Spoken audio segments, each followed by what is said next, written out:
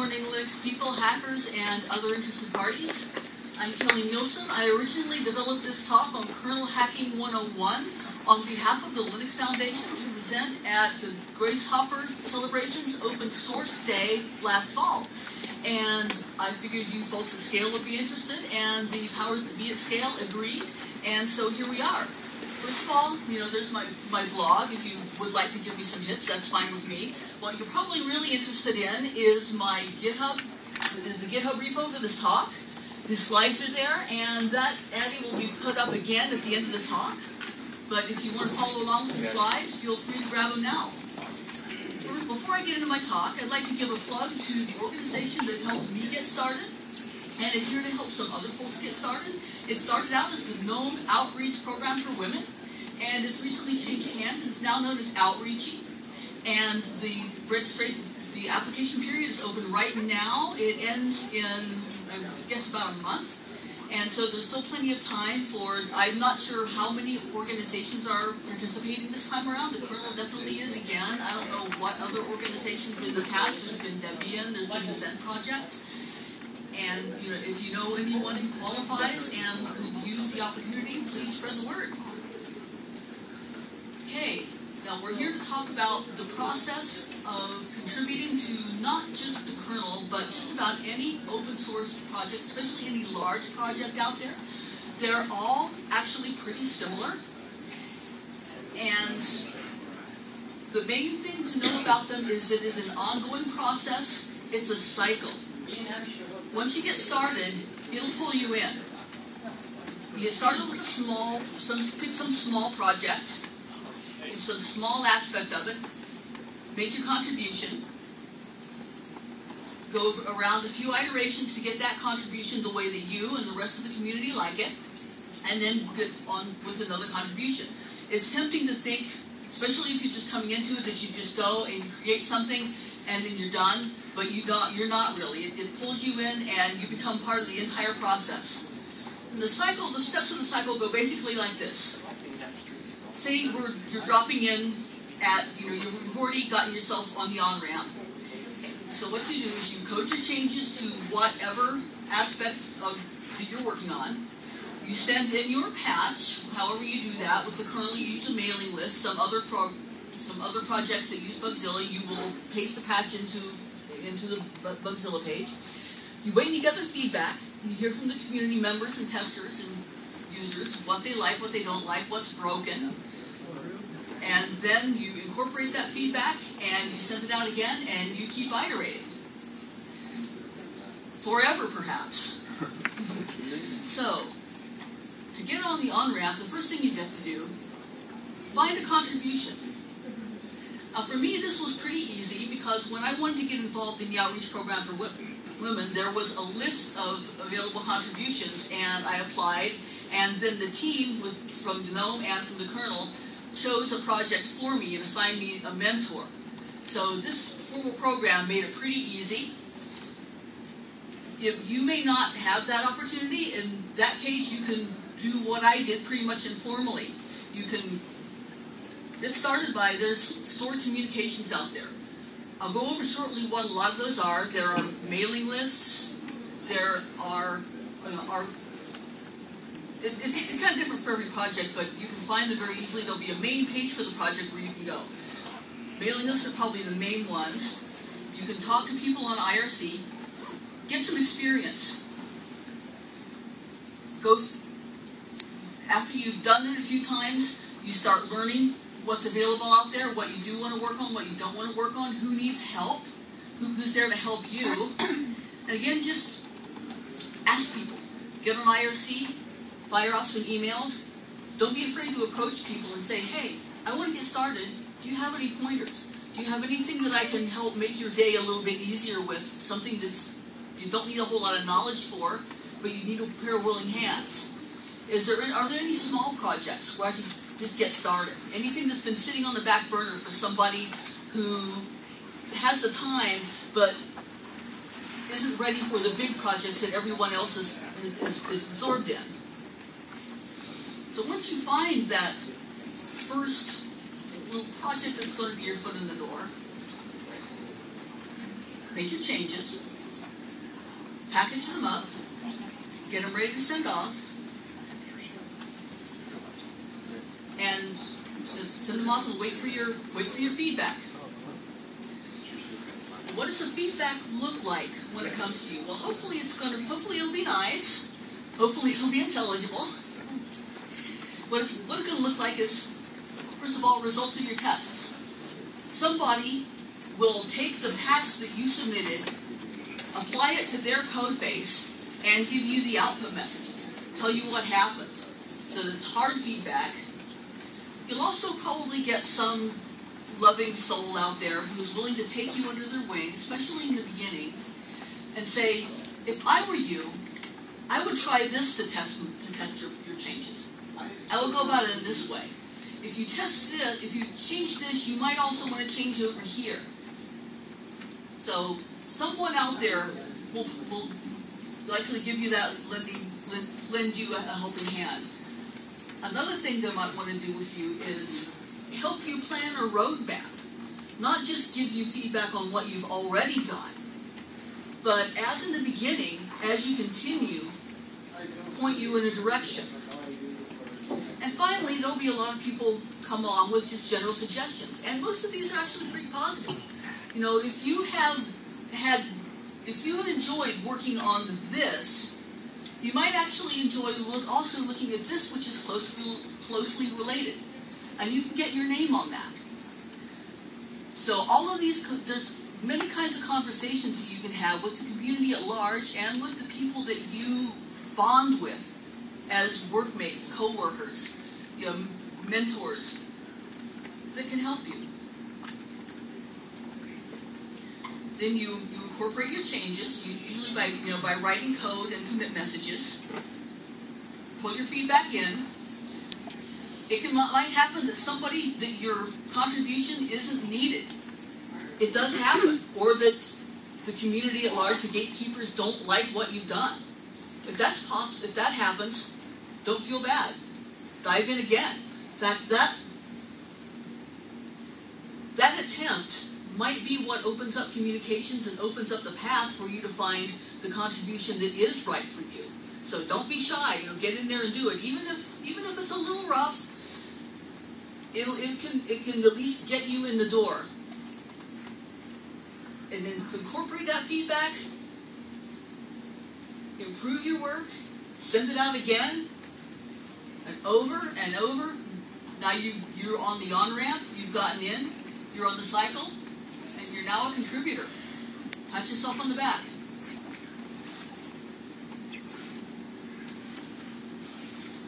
As I'm sure you've seen from the prior discussion, communicating with team members and being a part of the community is paramount. First way to join a community, get on a mailing list. Practically every project, if you go to that project's homepage, to its main web presence, it'll tell you which mailing list to join. And just lurk for a while. Take a look at who's working on what the commit messages look like, what the rhythm of development is. The kernel is really, really fast. You'll probably join a mailing list for a certain part of the kernel, and you will get many email messages a day. I also stuck my nose into XFCE for some reason, and they don't send out things for months. So the feel of that and the pace of it will depend on which project you join. For the kernel, the main mailing list is, the Linux kernel mailing list. Few people actually subscribe to that because the volume is so immense. They subscribe to a certain part. For instance, I subscribe to Linux MM, and I get probably 10, 20 or more messages a day. Once you join with somebody, or you want to reach out to someone specific, send them a private email. This actually happens a lot. There's a fellow I know in the MM community who doesn't like IRC, and he keeps an eye on the mailing list. But if I want to communicate with this fellow, I send him a private email because that's the way he works best.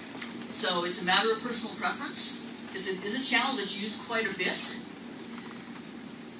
And I think this goes without saying to everyone here, but conferences.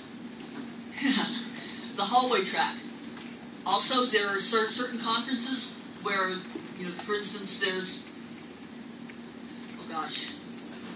the MM Summit.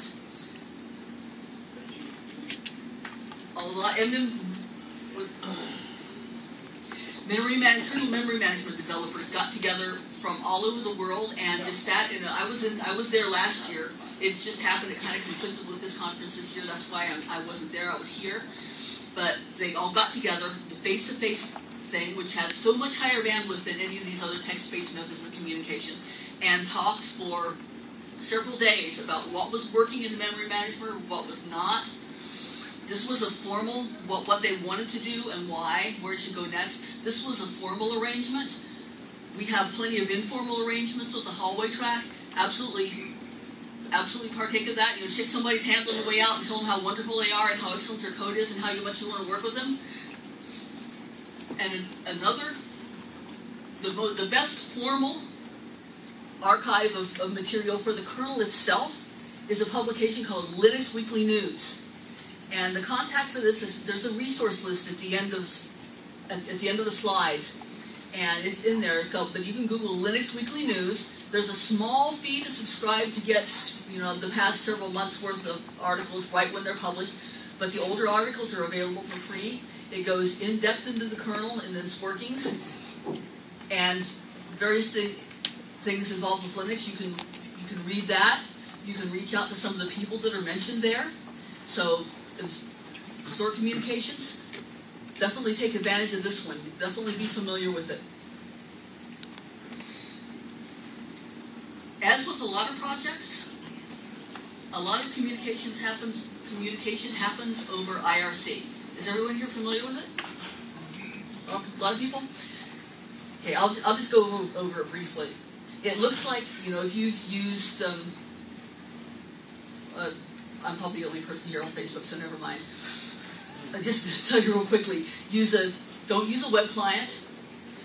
There's a lot of confusion when I talked to some people we were on-ramping for the outreach program for women. There was a lot of confusion about how you connect. You connect to a network, and once you're on the network, you join a channel within that network. And again, there's tutorials at the end, but I just want to briefly show you what a window looks like. Here's someone's chat client. It's text, a dedicated client on the machine that they're using.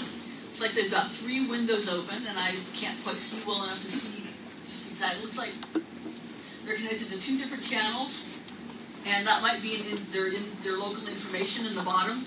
But that's what you can expect to see once you go on IRC and talk to people over text chat. There will be peak hours when, usually in the daytime in North America is when it will be most active. Weekends it will be really quiet, but people use loggers. So if you have a question, don't feel you can use a logger yourself to get answers that pop up when you're not there. So don't be shy. Again, just enter. And now the part you're all waiting for, I'm sure. How to actually code your changes to the kernel. This is the part that's most specific to the kernel, although a lot of this does carry over to pretty much any project that you want to work on. So the way you basically go about it, first make your plan, and your plan will become really important once you start messing with Git, once you start keeping track of and sending your changes in a logical manner. If you just start, I made this mistake, please learn from my mistake. If you just start coding things randomly, you're going to end up with a mess, and then you have to go back and untangle it and put this in this commit, this in another commit.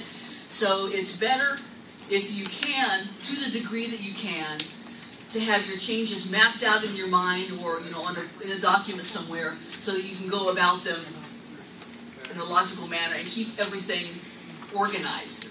Then make those changes to the code. Compile and run, which in the kernel is it's pretty self-evident for most projects. With the kernel, there's a little bit more to it. Test and debug. Again, the kernel has its quirks.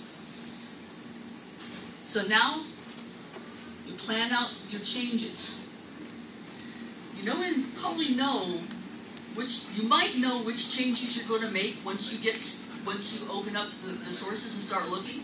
You may or may not, but either way, to get a feel for the parts that you're going to change, that you're going to modify, the best way to do it is trace paths of execution. In an object-oriented language, you might, or a project written in an object-oriented language, you might want to start examining objects. The kernel is written in procedural C, so you probably want to start off with procedures, tracing paths. You'll also want to look at some of the data structures that the kernel uses, but those will reveal themselves as you trace through this paths of execution. And trace down, a method, see which method it calls, sketch those out. So you know how they interleave with each other, and what the call hierarchy is. Once you know the call hierarchy and the basic steps of execution in each function in the hierarchy, you are probably 70 to 80% there in terms of understanding what the code that you intend to modify does and how it does it. If you can't find, or even if you can, find examples that are as similar as possible within the kernel itself to what you want to do. And this is easier to do than it sounds like. Say you want to do a walk through the RMAP, through the reverse mapping, for some reason. It's actually implemented in a few places in the kernel, not in the way that you would use it, but you can at least go through and find those, use the search tools that you have available, and see how it's done in that area, and then use that to plan out what you're going to do in your changes. This is a big deal in the kernel. Learn which of the existing lines in the code that you're looking at are relevant to your purpose. The kernel has so many things going on in it, and there's so much housekeeping that some line or other may not actually apply to what you want to do. When you make your changes, you're going to want to make sure that all those steps are still accounted for. But you don't really have to worry about it. They don't really affect what you're doing. A big one in the project, then the changes I was making, was memory C groups. I still have a pretty high-level understanding of what they are, but not any kind of an intimate understanding. When I was working on my project with my mentor, he told me, just don't worry about it. Just make sure that the calls involving them are there when you're done, but don't drive yourself nuts by trying to chase down every little thing. We have so much time, you need to get the project out the door, and you can become overwhelmed with this. Now, granted, it's a lot easier said than done. If you look at the code, it's just a bunch of lines, which is which. So it's going to take some time and some focus, even to just determine which ones that you care about and which ones that you can safely ignore and plan around. But that's one of the things that you're going to need to create a feel for. And once you've got that feel, it'll carry over to your next project and your next. When you're grepping through the sources, I want you to know you have two really good friends.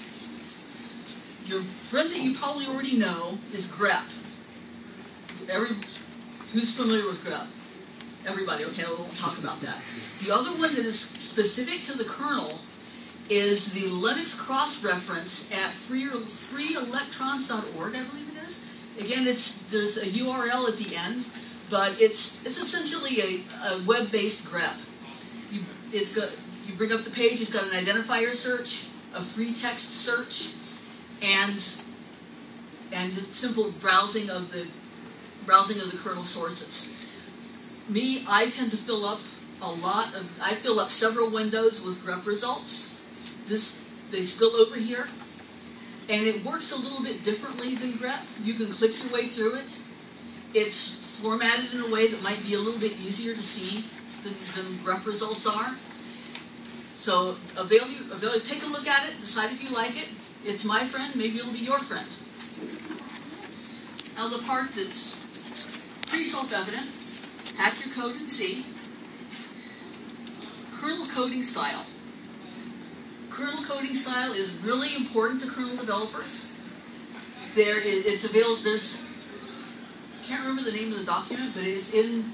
If you look in the kernel sources, at the top level directory, there's a directory called documentation, and the coding style document is in there. Read it very carefully. It's written by Linus. Read it very carefully. Not only that, there's a tool that will help you stick to coding style. In fact, there are multiple tools. I use a Vim plugin. I use Vim when I do my kernel coding. And there's a plugin, I can't remember its name, but it will help you enforce kernel coding style. Don't rely on it for all. I've made that mistake. I ran through check patch. It's going to be fine. No, it wasn't. I stuck an extra blank line in there, and I was let know about it. So, the person who let me know was really polite about it. But be aware that kernel folks, they care a lot about that. It really helps with the readability of the code. And your editor in general, not just this, but whatever editor you use, I like Vim, you might like Emacs, I'm not here to debate that, but get to know it really well. Get to know where you don't have, you'll be learning about it your whole life, really, but get to where you can use it without thinking about it. Now, here's what seems obvious. Compiling and running your code. With the kernel, it's really different than it is with any other program, simply because the kernel, you need to restart your machine. If you're making a screensaver, you don't have to restart your machine. You're making even a desktop, you might have to restart your desktop, but you don't have to restart the entire machine. And this is a consideration that you have to take into account when you're working on the kernel. The way I handle it is I develop in a KVM virtual machine. Not only does it make the turnaround cycle a lot faster, it's a lot faster to install, to reboot the virtual machine than it is to reboot the physical machine, but it provides a degree of safety. If the virtual machine goes down, it's not I haven't lost my whole machine. I can move the virtual. In fact, I did this recently. I was having some trouble in this laptop for some reason. I copied the virtual machine file over to my desktop and just started and used it there. And then for this presentation, I copied it back. You can play those kind of games, which you really can't with a physical machine.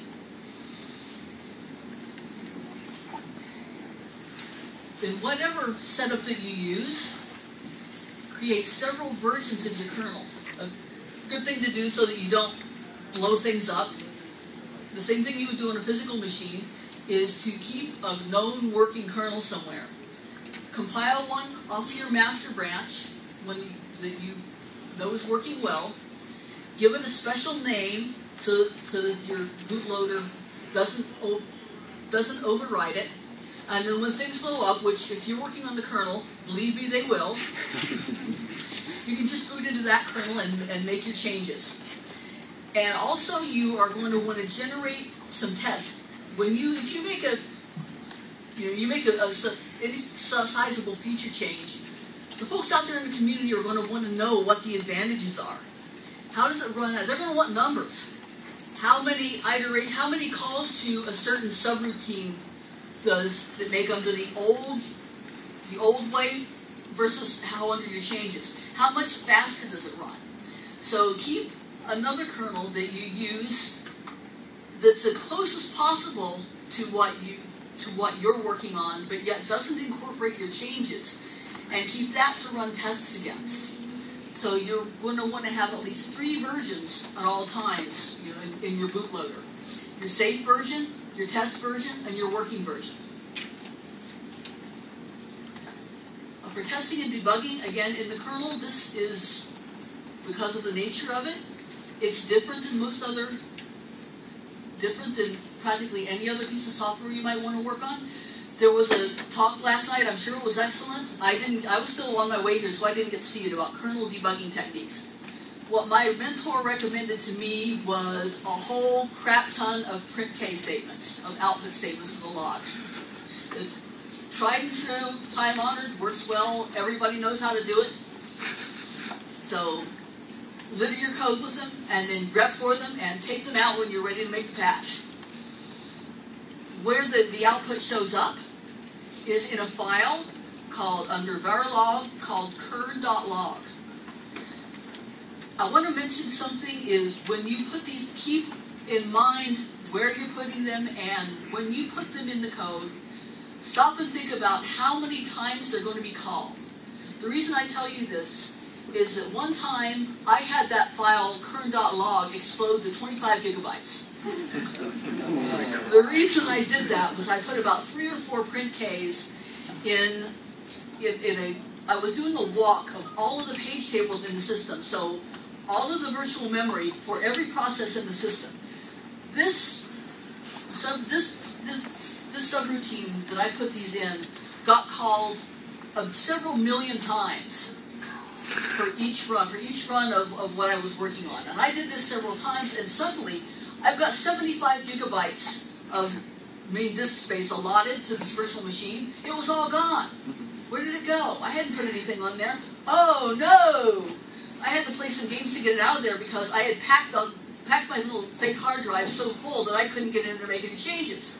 So do stop and think about it. It's easy to underestimate how many times some kernel routine is going to run, or how quickly it's going to run, or for that matter, what it's going to call, what it's going to interact with, what its side effects are going to be. So break things. Try not to, because you will, no matter what you do. And for whatever in the kernel that you're working on, you're going to have to come up with some creative ways to test it. I was working on swap off, which is the part of the kernel that clears out a swap partition, a swap device, so that it can be taken off physically offline. I had to stop and think about how I was going to really make this run. To make swap off to make it count, if the swap device is empty, who cares? Just take it offline. What's important is if there is memory stored there. So I had to make sure that there was enough data stored there to pull back. How? By opening a whole bunch of things in Chrome? That didn't really work. So I had to write a script that would pack the memory full of just junk, that would pack a certain amount so that I could get it as full as I wanted, but no fuller. Because say I'm trying to run I'm trying to test one of these things that's going to run a whole bunch of times. I wanted to get the memory full enough so that I could test this, but not so full as that I made it explode. So I wrote a script that I could send a parameter to say how much to put into memory and how long to run. So that how many seconds to pack the memory full and wait, how long to wait, so that I could run swap off, and then it would go away, and then I could open that gigantic log file that I just caused to explode and read it. So now that you've got all that done, you've made your changes, you've exploded the kernel several times and fixed it, this is as important, if not more important, than the actual changes that you make to the code. So when you're talking to the code, you're just talking to the code. You're talking to the machine. It doesn't care. You can go back and fix it. When you deliver your patch, that's when you're talking to humans. And the humans are much more testy than the machine. So as I said earlier, your commit strategy, Git is what is used, is what all the kernel forces, powers that be, they use Git. In fact, Git was created to manage the kernel, so it all happens in Git. Make sure you understand it really well, and have a well thought out commit strategy. Have a well thought out branching strategy. Spend time on your commit message. The message that you write that goes into the Git logs, yours locally and upstream, that says what you did and what order you did it and why, and the patch itself. For your commit strategy, I'll tell you what I use. My mentor did something completely different, but this is what, okay, the basics here. I'll tell you exactly what I did here in a minute. But keep your changes small. Make the smallest possible change. Make a local commit. Another smallest possible change. Another local commit. So that things are as granular as possible in your own local setup. That way, if you need to go and switch things around, which you will, it'll be as easy and straightforward as possible. Try to keep your changes in logical order. Go back to the plan that you made. Change X, make it clean, keep it separate from Y and Z. Once that's done and tested and committed, go in and change Y. Again, keep it clean, keep it separate. And finally, change Z. And then go, oh no, I need to go back and change X again. You need to back up Git, fix your changes to X. That's what we talk about being encapsulated. Changes are when you make your changes to X, don't worry about Y yet. Keep them separate. If you see something once you're working on Y that should have gone in X, don't just slip it in there. Back up Git, make the change to X, alter the commit, or amend is the proper term, amend the commit, and then go back to Y. Like, as I just discussed, be prepared to step backward and forward in time with Git. And it's not just you. There are thousands of other people working on the kernel, hundreds perhaps, or at least a good little handful working on the same thing, the same part that you are. So pull your changes often. Pull changes from upstream, incorporate them. That way when it's oh no, merge conflict. When that happens, it's as simple as possible to fix. Also, don't do what I did and let things sit on the back burner, because then a whole bunch of changes will come in from upstream. You go back to your code after a hiatus, and you find there's all of these changes, big changes, to surround your code that don't really touch what you did, but are just right there next to it and mess up the line order, and you'll have a big messy merge conflict that you could have saved yourself if you kept on top of it. So again, please learn from my mistakes. Now here's what I personally like to do with my Git branching strategy. I like to keep master clean. The master branch that just happens to me when everyone knows what a Git master branch is, right? Yeah. Yeah. Okay. I like to keep that clean, and then I make a working branch just for me. Sometimes I'll make a working branch that I can just beat on and make changes, and then hopefully, usually I might want to incorporate those changes. Oh, I can't remember what they were if I go to another branch, but usually I spend so much time flailing and experimenting, and the changes that I end up with end up being so small at the end of it all that it's not that difficult to remember them and put them into a fresh branch. And remember what I said a few minutes ago about all these tiny little changes? The upstream doesn't want those. They want your project all in one, so they can look at it as one big, as one package. That's where squash comes in. There's a command called git squash. Are you familiar with that? Yeah. And just pack them all down into one. This may not work for you. This is what worked for me.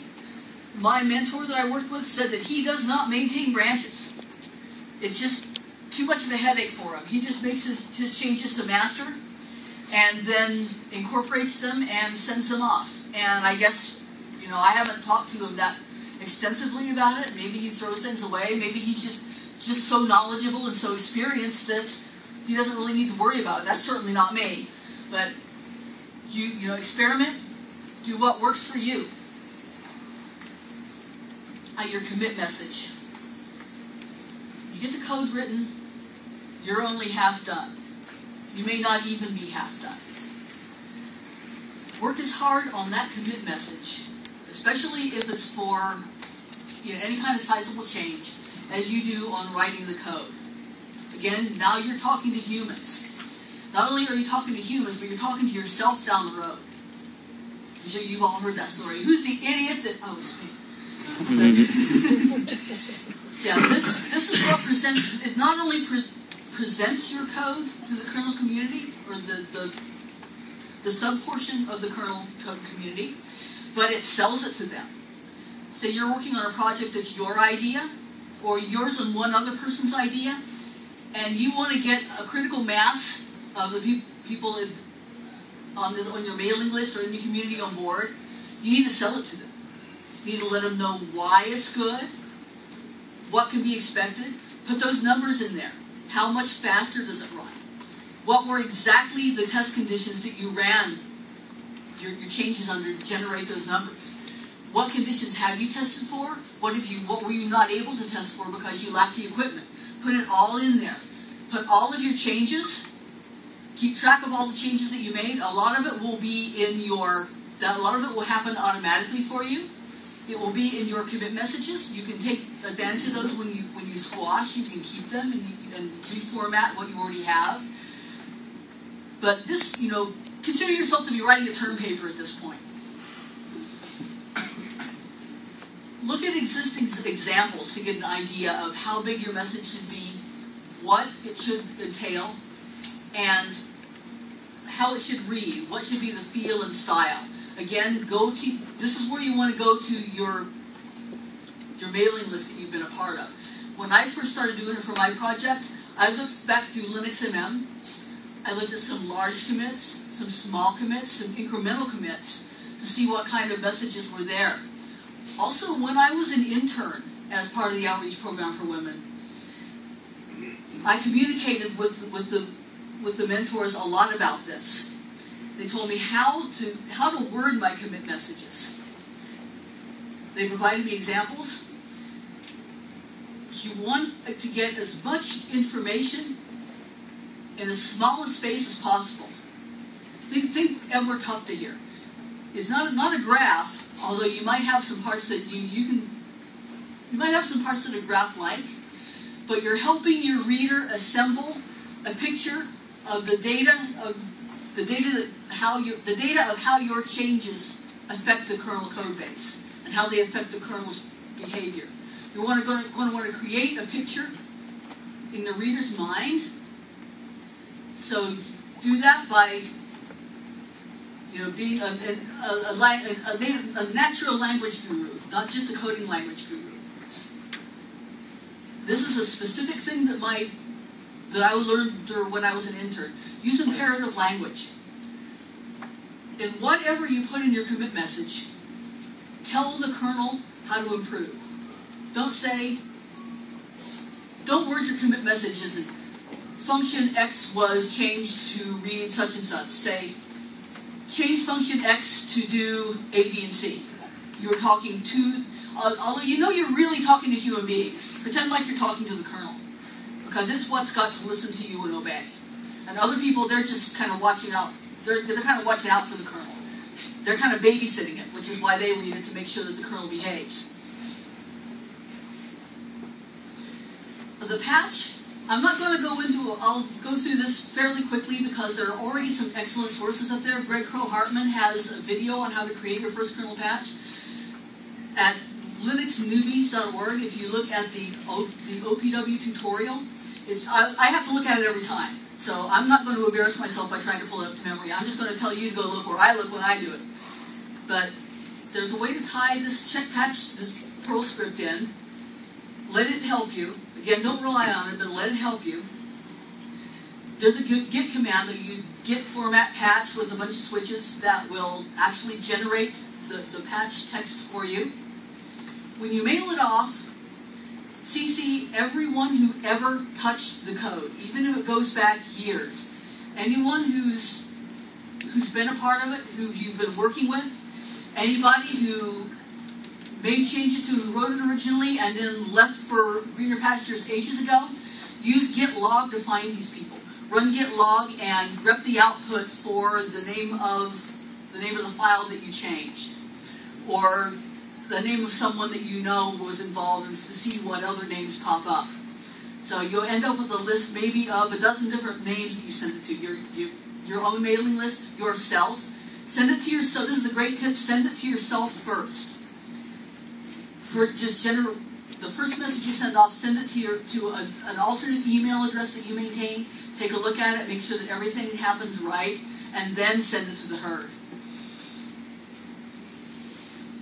And whatever you do, use plain text. Everybody here, does everyone here know why that happens? Know why? Okay, I won't go into a whole lot of detail. I'll just run out over really quickly. We'll break your code. The other team members can pull that patch straight out of there and just apply it. They don't have to. There's a tool that does that. The commitment, your commit message when you make your Git commits will automatically become your subject line and part of your content. So you can actually get a lot of this work done beforehand. You know, it's like cooking something and you're going to have guests over for dinner, you cook something and you put it in the refrigerator and you just heat it up.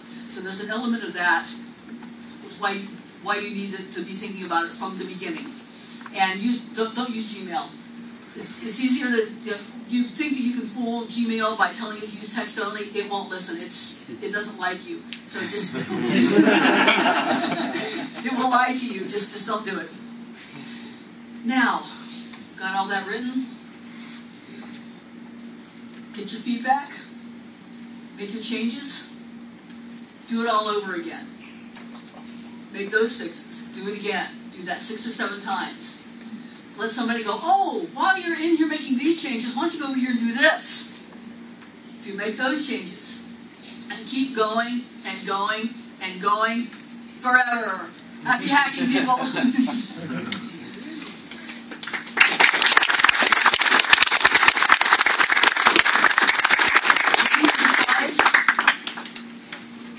Hey, we're early for lunch.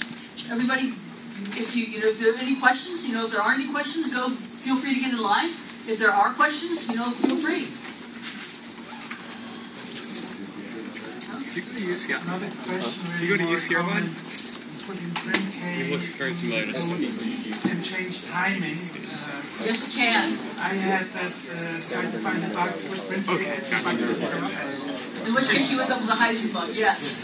So that's another thing I like to do is when I go to test some of the changes that I made, I like to make another branch. I pull off another branch and then take all the print Ks out. So that if I go back, I need to say, I need to go back and test, and find that bug again. I still have my print Ks. Oh, yeah. I forget what the one where it's like a thing that eludes you, like you can't find it. Like every time you try to find what's causing it, the behavior of the bug changes. There's one I forget what it was called, but what the nickname for it was. But it's my favorite.